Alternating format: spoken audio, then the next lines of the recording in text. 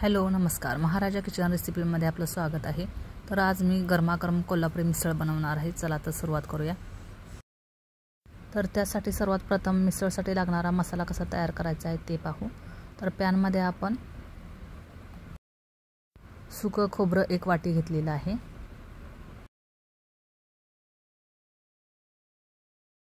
त्यानंतर त्यामध्ये खसखस 1 चमचा घातलेला आहे आणि याच्यानंतर 2 चमचे आपण तीळ घ्यायचे आहेत।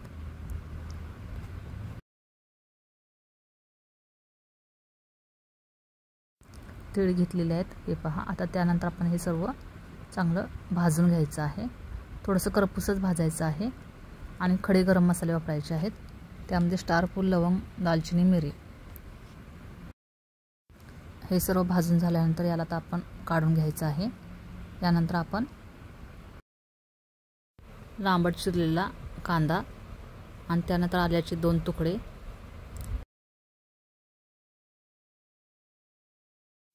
लसणाच्या 4 ते 5 पाकळ्या, आता हे सर्व आपण चांगलं भाजून घ्यायचं आहे।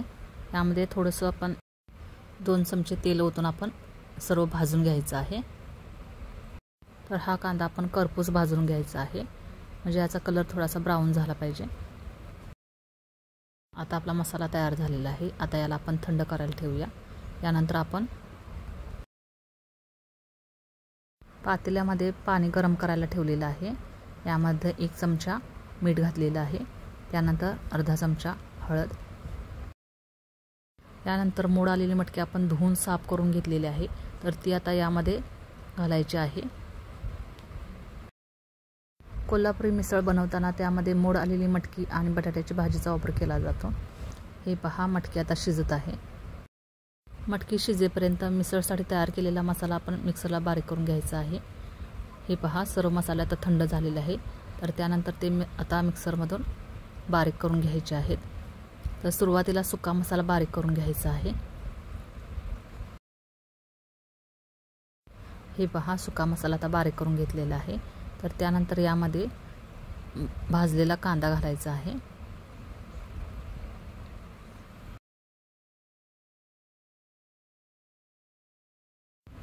यामध्ये थोडंसं पाणी ओतून सर्व मसाले बारीक करून घ्यायचे आहेत। हे पहा, मिसळसाठी लागणारा मसाला आता तयार झालेला आहे।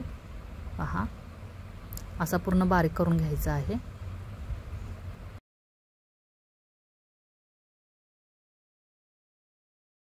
आता मटकी शिजली का पाहू। हे पहा, मटकी आता शिजलेली आहे। मिसळसाठी लागणारा रस्सा आता बनवूया। तर त्यामध्ये आता कढई ठेवलेली आहे। कढईमध्ये तेल ओतलेलं आहे। तेल थोडंसं जास्तीचंच ओतायचं आहे, कारण मिसळला कट आला पाहिजे यासाठी। तर यानंतर यामध्ये जिरे मोहरीची फोडणी द्यायची आहे। मोहरी 1 चमचा घातलेली आहे। 1 बारीक चिरलेला कांदा हा तेलामध्ये करपूस भाजून घ्यायचा आहे। तर त्यानंतर चिमूटभर हिंग घालायचं आहे।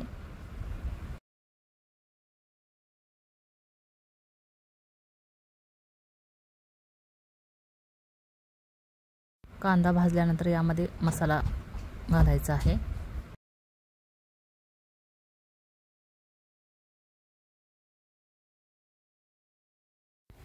मसाला हा तेलामध्ये करपूस भाजायचा आहे आणि सतत हलवत राहायचं आहे, जेणेकरून तो करपला नसला पाहिजे।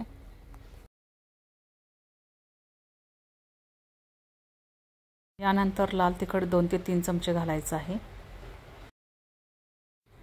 हे जे वापरलेलं आहे लाल तिखट, ते कोल्हापुरी लाल तिखट असल्यामुळे यामध्ये गरम मसाल्याची किंवा इतर कोणत्याही मसाल्याची आवश्यकता नाही आहे। हे सर्व मसाले तेल सुटेपर्यंत भाजून घ्यायचे आहे।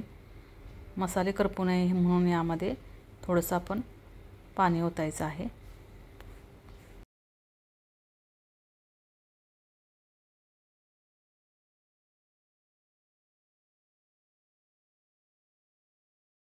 हे पहा, मसाल्याला कसं तेल सुटलेलं आहे। असे तेल सुटेपर्यंत सर्व मसाले भाजून घ्यायचे आहेत। यानंतर यामध्ये शिजलेली मटकी ओतायची आहे। पाण्यासकट ओतायची आहे पूर्ण।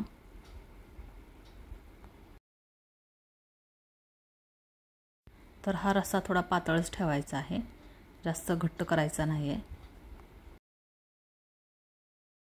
रश्श्याला कडक उकळी येऊ द्यायची आहे. कडक उकळी आल्यानंतर रश्श्याला आपण मंद आचेवरती 5 ते 10 मिनिटं ठेवायचं आहे. त्यामुळे रश्श्याला कड भरपूर येतो.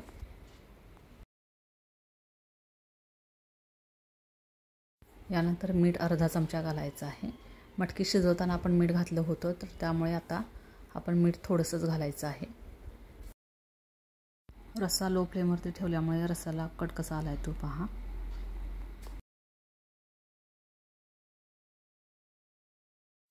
चला तर आता मिसळचा रस्सा तयार झालेला आहे. यानंतर बटाट्याची भाजी कशी बनवायची आहे ते पाहूया.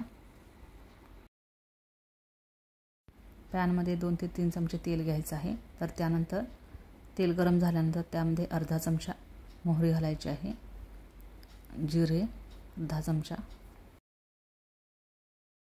बारीक चिरलेला एक कांदा, 2 ते 3 हिरव्या मिरच्या बारीक चिरलेल्या,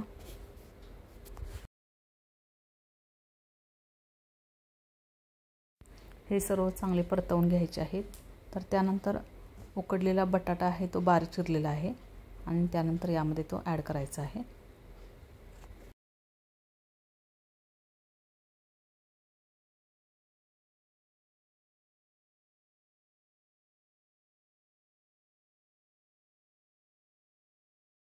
अर्धा चमचा हळद मिक्स करायची आहे, अर्धा चमचा मीठ, नंतर कोथिंबीर ॲड करून भाजी सर्व परतवून घ्यायची आहे. यानंतर आता आपली बटाट्याची भाजी तयार झालेली आहे, हे पहा.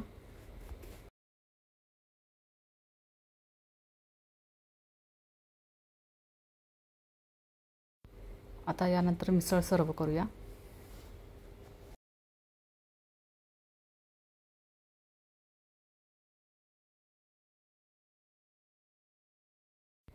बटाट्याची भाजी घ्यायची आहे.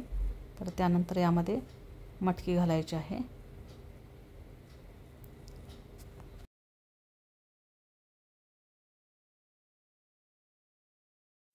मिसळचा रस्सा. ही रेसिपी आपल्यास आवडल्यास लाईक करा, शेअर करा, सबस्क्राईब करा. बाजूलाच असलेलं बेल आयकॉनचं बटन क्लिक करा, जेणेकरून माझ्या येणाऱ्या सर्व रेसिपी आपल्याला पाहायला भेटतील. यानंतर यामध्ये आपण फरसाण घालायचं आहे, बारीक चिरलेला कांदा, यानंतर वरती कोथिंबीर घालायची आहे, रश्श्याचा कट घालायचा आहे,